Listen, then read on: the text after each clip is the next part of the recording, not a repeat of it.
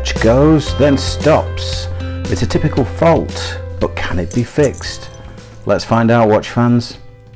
And what I wanted to do with this video was show you that the amateur watch enthusiast can pick up something 40-50 years old from eBay, have fun with it, and possibly get it going just with some basic tools, some cleaning fluid, and a lot of enthusiasm.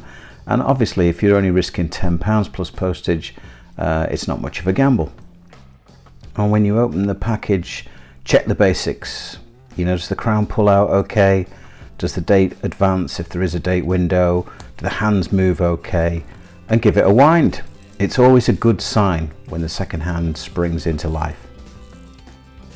And one of the things I noticed straight away with this watch is that the clasp on the bracelet has taken quite a heavy sort of blow, and although the case is okay, any sort of blow can sometimes knock the balance out of alignment on older watches. Plus, you've got a lot of decades of wear. Now sometimes when you get them from eBay, the backs are put on quite loose, so you can move them easily, but this one needed the case back remover and quite a bit of force and the clamp, plus a soft cloth to protect it just to get it open. So once you're inside, then you can see all the dirt basically that's accumulated through years and years of neglect. Nobody really services Sekonda watches. They were sold as cheap watches in Britain 40-50 years ago. You get a lot of watch for your money sort of thing. People just wore them, threw them in the drawer, you know, when they had 20-30 years of wear out of them, and forgot about them. So things like the silicon seal, for example, not there. You know, if I can get it going, I'll put a new one on. It's just pence to do so. So have a look at your movement, and what you're looking for is the balance working okay.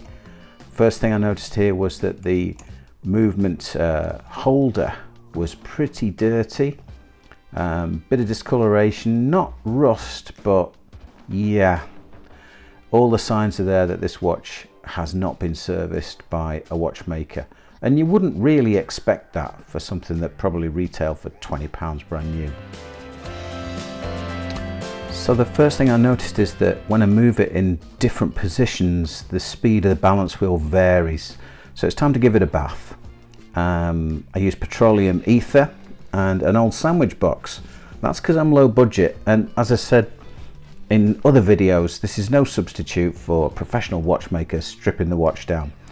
But we're going to try and do a cleanup on a budget, so it's a bit like panning for gold. Get a little bit of ether in there, swirl it around, and it'll move the dirt. But always remember, some of the dirt is still inside the watch. You're not seeing everything that's coming out of it. But as you can see, just within a few minutes of panning, you're getting an awful lot of crap out of that movement. And be careful with it and make sure that you get rid of the petroleum ether safely as well, because this is highly flammable stuff that you're dealing with. So now we've cleaned it, we've blow dried it, the movement looks a bit better, and it's also going a lot faster. Again, test it in different positions, because you may well find that balance staff has moved out of alignment, or one of the end jewels is worn out. So now I've set it, I've put it against a quartz watch to check the timing. I'm going to leave it overnight, let it run, if it runs, for 24, 26, 28 hours, and we'll see where we are in part 2. So thanks for watching. If you want more watch goodness, go to the northernwatchcodemagazine.com. Thanks, bye bye.